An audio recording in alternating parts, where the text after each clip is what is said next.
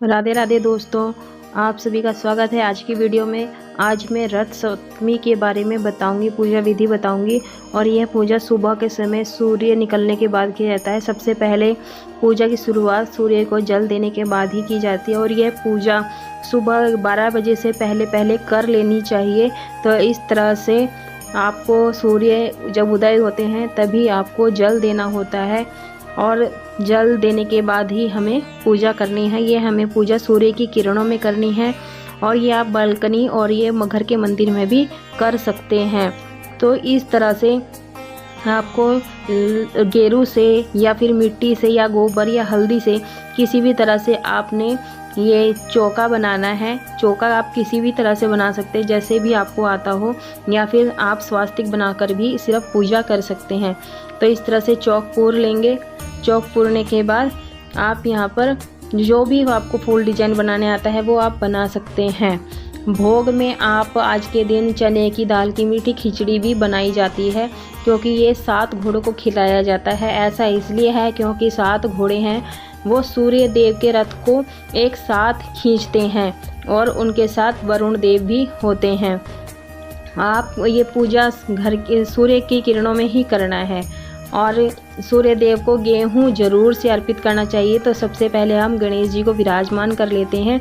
हम गेहूं का आसन देने के बाद हम गणेश जी को विराजमान करेंगे और सर्वप्रथम हम गणेश जी की ही पूजा करेंगे और सबसे पहले सबको स्नान करा देंगे, क्योंकि पूजा शुरू होने से पहले स्नान किया जाता है। तो इसलिए सबसे पहले इन सबको फूलों से स्नान कराएंगे।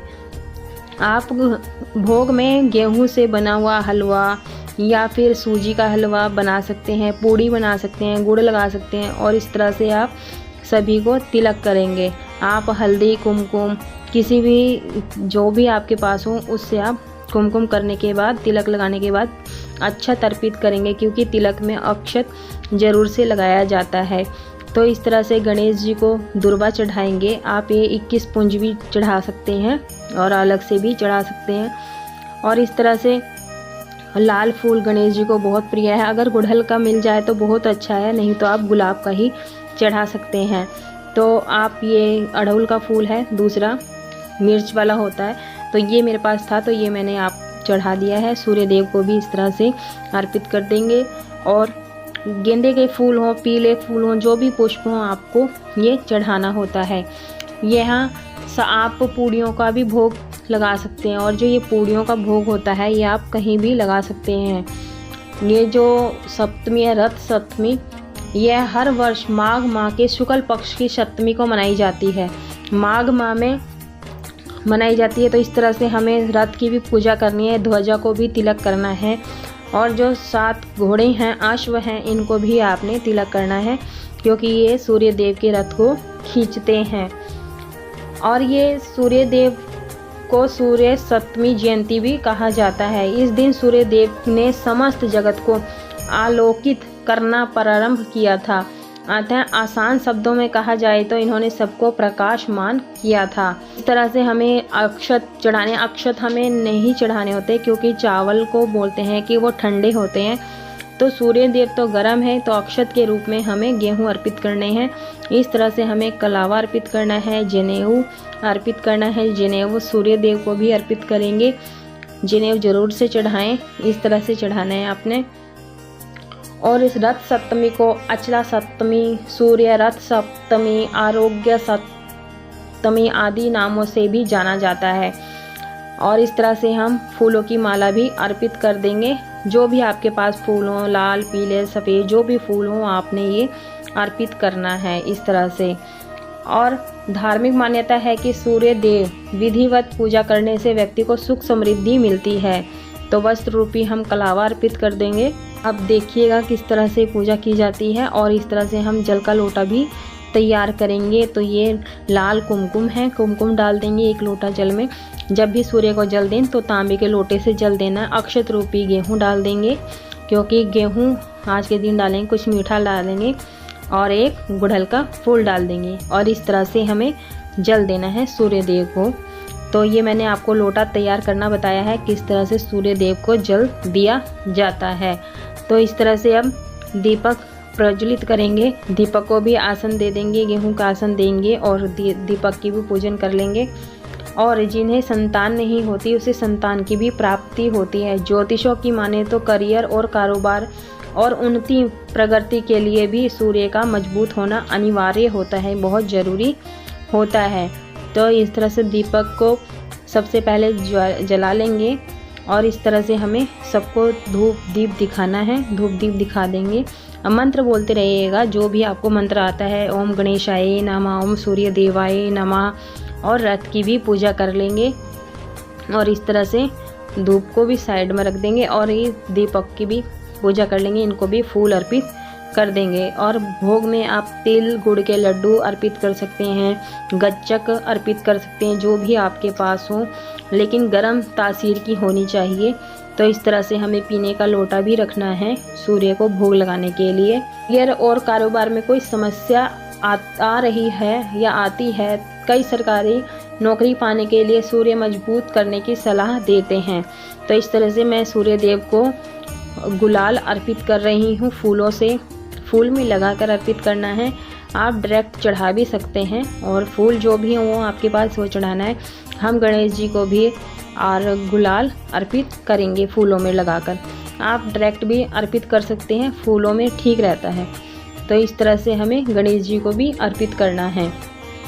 अगर आप भी अपने जीवन में सुख शांति और समृद्धि के इच्छुक हैं तो रोजाना सूर्य देव को जल अर्घ्य दें। तो रथ सप्तमी पर इस तरह से पूजा कीजिए। पूजा हमें सुबह सुबह ही करनी है, सुपर सूर्य के प्रकाश में। मैंने ये अशोक के पत्ते लिए हैं, आप यहाँ पे आम के, पान के पत्ते ले सकते हैं, जो भी आपके पास पत्ते हों वो ले सकते हैं।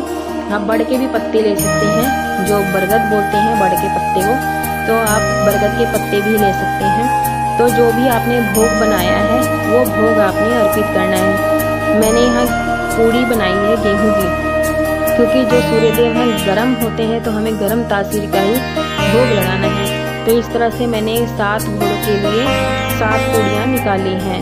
तो घोड़ों के लिए भोग, ये भोग आप घर में भी वितरित कर सकते हैं परिवारजन में, और ये आप बाहर भी दे सकते हैं। अगर घोड़ा मिल जाए आपको तो ये आप उन्हें भी खिला सकते हैं, बहुत ही शुभ होता है।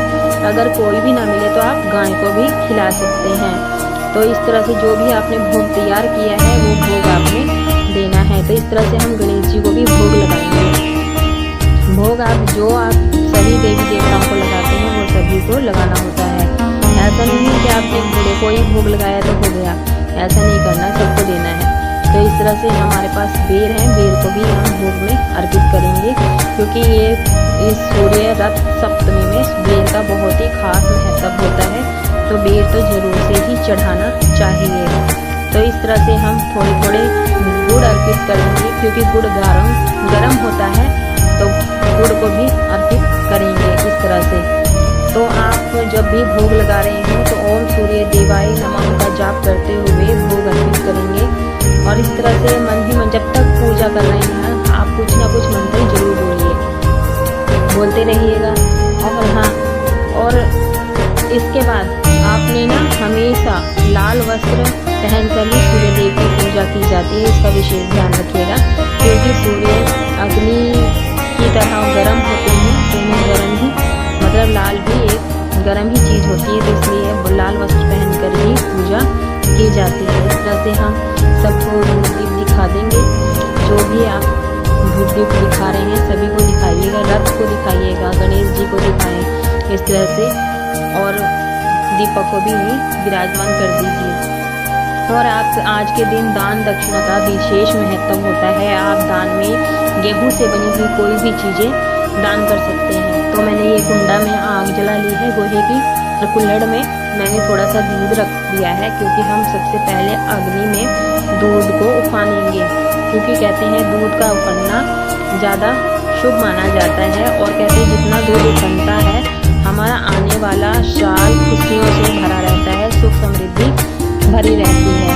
तो हमें दूध भी सूर्य की किरणों में गर्म करना होता है। ये मिट्टी के भी बर्तन में ले सकते हैं, और आप जो भी आपके पास बर्तन है आप उसको यूज़ कर सकते हैं। मिट्टी का शुद्ध माना जाता है, तो मिट्टी का बर्तन जरूर होना चाहिए।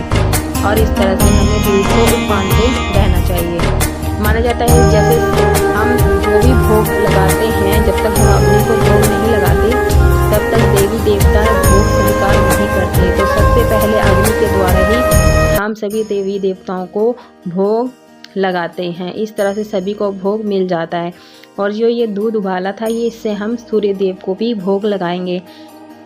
तो इस तरह से रखने के बाद हमें भगवान की तरफ से भोग लगाना है। भोग लगाने के बाद आचमनी जरूर करनी है, क्योंकि आचमनी करने के बिना जो भी हमने भोग लगाया है वो स्वीकार नहीं होता है। तो इस तरह से हमें 3 बार या 5 बार 7 बार आचमनी करनी है और हाथ जोड़ना है कि हे सूर्य देव भोग स्वीकार कीजिए। इस तरह से भोग स्वीकार करना है। आप आज के दिन सूर्य देव की चालीसा पढ़ सकते हैं, सूर्य देव की आरती कर सकते हैं, पढ़ सकते हैं। आप उसके बाद पूरी आरती उतार सकते हैं। और आज रथ सप्तमी के दिन आप अपनी इच्छा शक्ति के अनुसार भोजन वस्त्र दान दे सकते हैं। तो दान में आप मसूर की दाल, गुड़ ये अर्पित दे सकते हैं दान में। और इस तरह से हमारी पूजा संपन्न होती है। अगर हमारी वीडियो ज़रा भी ज्ञानवर्धक लगी है तो हमारी वीडियो को ज़्यादा से ज़्यादा लाइक शेयर ज़रूर कीजिएगा। कमेंट में ओम सूर्य देवाय ज़रूर लिखिएगा। और ये हमारी पूजा विधि बिल्कुल सरल और आसान तरीके से थी। आप ये पूजा ज़रूर कीजिएगा रथ सप्तमी के दिन। तो चलिए मिलते हैं नेक्स्ट वीडियो में। सभी को राधे राधे दोस्तों।